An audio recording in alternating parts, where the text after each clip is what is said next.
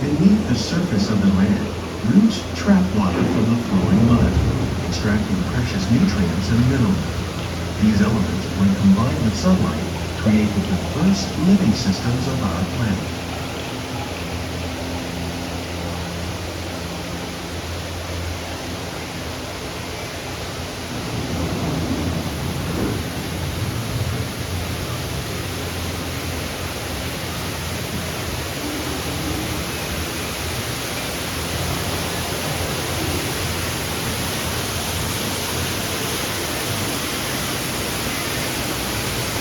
One of those living systems is the rainforest, home to the most amazing concentration of life on our planet.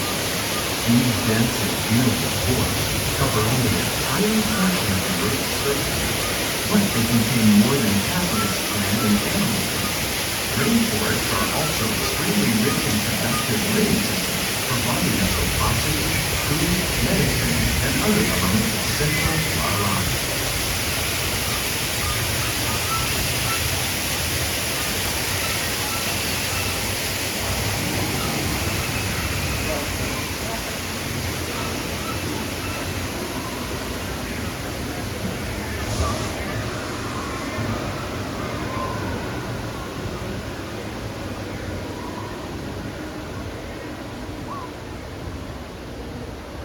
In the desert, nature has created a very different, but no less beautiful living system.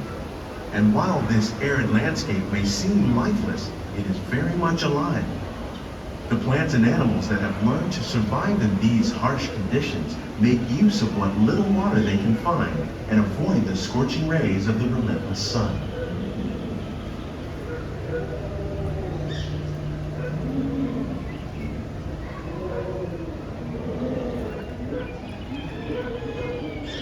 The American prairie once appeared as desolate as the desert, but over time, rainwater and nutrients gradually penetrated the hard surface of this land. Even the hooves of the mighty buffalo helped create the rich soil that would one day become home to the American farm.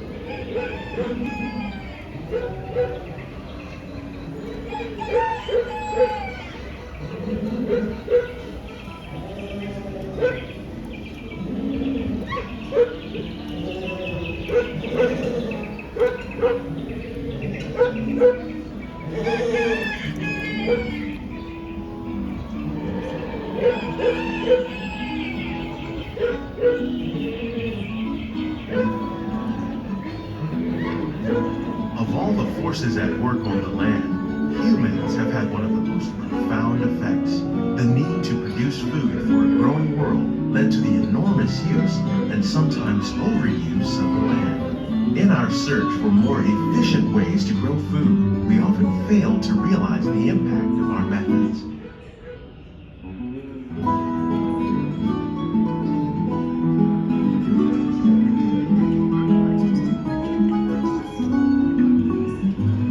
Today, we're learning to live with the land, discovering better ways to grow food that will assure both human and environmental well-being. In Japan, we learned that by mixing leaves and other living materials into our soil, we can make farmland more fertile without the need for chemicals. Here in Epcot, we're learning to reduce the need for chemical pesticides by breeding and using natural predators, like ladybugs and wasps, to control pests. In the farmlands across America, we're learning that by plowing under vegetation containing natural fertilizers, we can enrich the soil without the use of chemicals. In arid regions, we're learning to produce food on desert seacoasts by developing and planting crops that thrive on salt water. In Japan, we're learning that by mixing leaves and other living materials into our soil, we can make farmland more fertile without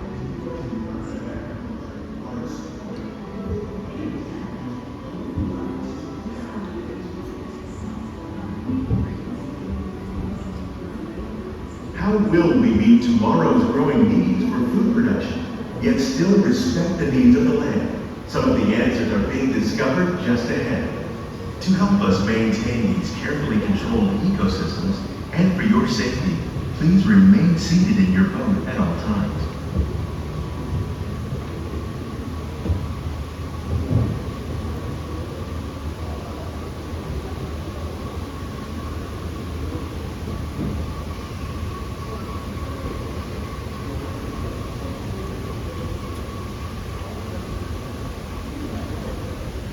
Welcome to our living laboratories, where scientists from Epcot and the U.S. Department of Agriculture are exploring innovative ways to produce bountiful harvests now and into the future.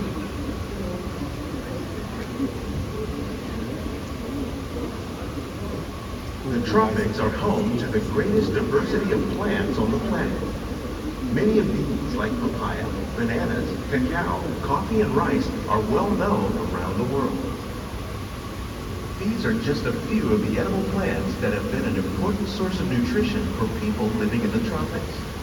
Many are rich in vitamins and minerals, while others are well adapted to growing in less than ideal conditions. Some, like the water lily, thrive in wet, swampy areas and waterways. All parts of this plant, even the flower petals, are edible. The starchy root of the plant has long been used to make flour for baking.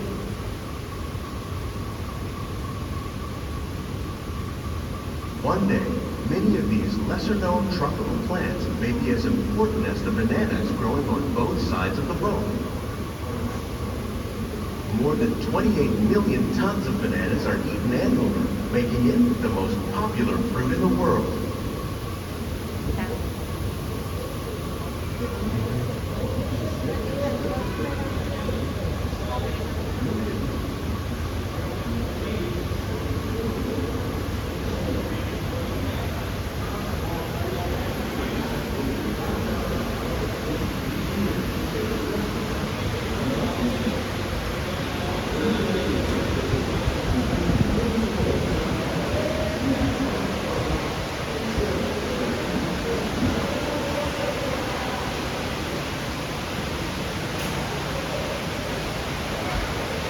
When you mention farming, you probably don't think of fish, but fish farming, or aquaculture, accounts for nearly half of all the seafood consumed globally.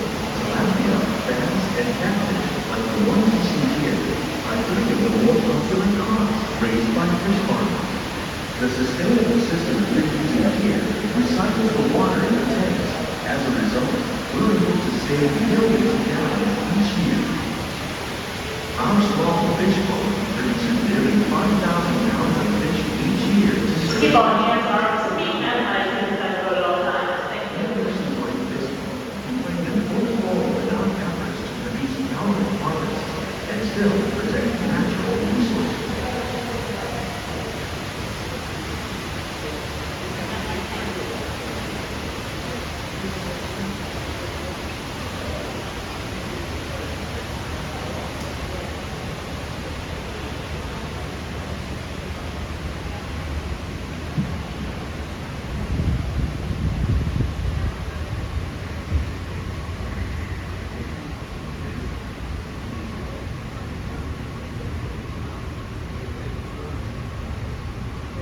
While there are more than 50,000 edible plant species in the world, most of us are only familiar with the handful that make up our everyday diet. The common grains growing here, Just keep on hands, arms, maize, and that boat at all sorghum, and times. millet, No plus place rice, for yourself. account for nearly 2/3 of our global food consumption. Learning how to increase yields of these staples is an important goal of research around the world.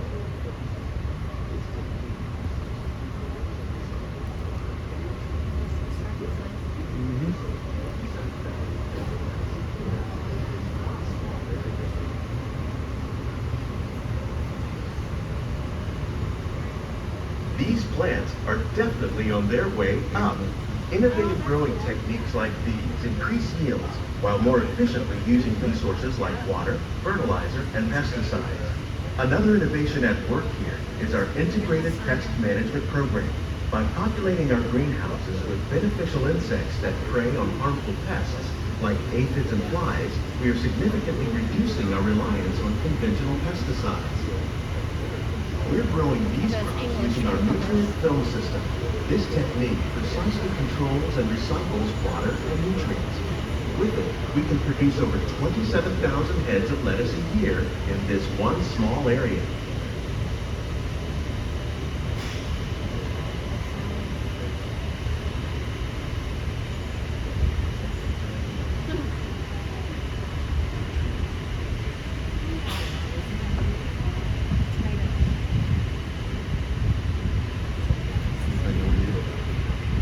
Some of our best ideas have been inspired by nature, like these fruit and vegetable trees. By growing these ground plants vertically, we can increase yields and better control diseases. These crops taste as good as they look. In fact, we serve more than 15 tons of produce from our greenhouses in restaurants here in the land every year.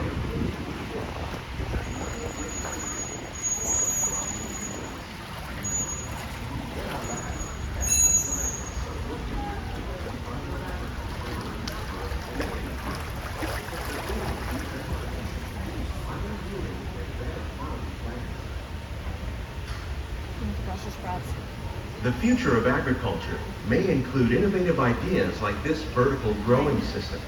Plants grown in this way use a fraction of the space required by traditional growing methods. That saves water and increases production. The aquaponics system on your left combines hydroponics with aquaculture. The fish provide a natural source of fertilizer for the plants, and the plants help keep the water clean for the fish. It's another great way to produce more while using less. In our lab, Epcot scientists are working with the U.S. Department of Agriculture on a number of innovative projects. The goal of these efforts is to produce higher yielding and better quality plants.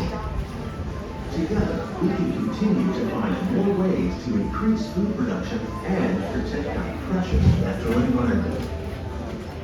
Only then will we truly be living with the land.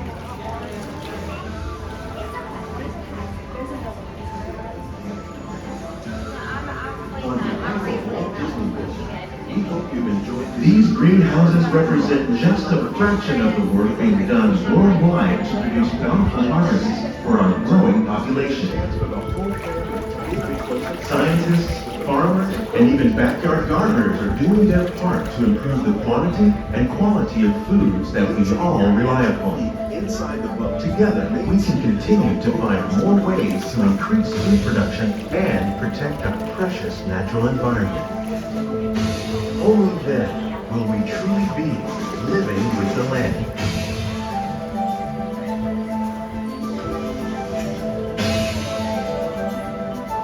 On behalf of Walt Disney World, we hope you've enjoyed this unique journey through our living laboratories. If you'd like a closer look, then check out the behind-the-scenes walking tour. It's a chance for the whole family to get up close and personal with the plants and growing techniques in our laboratory.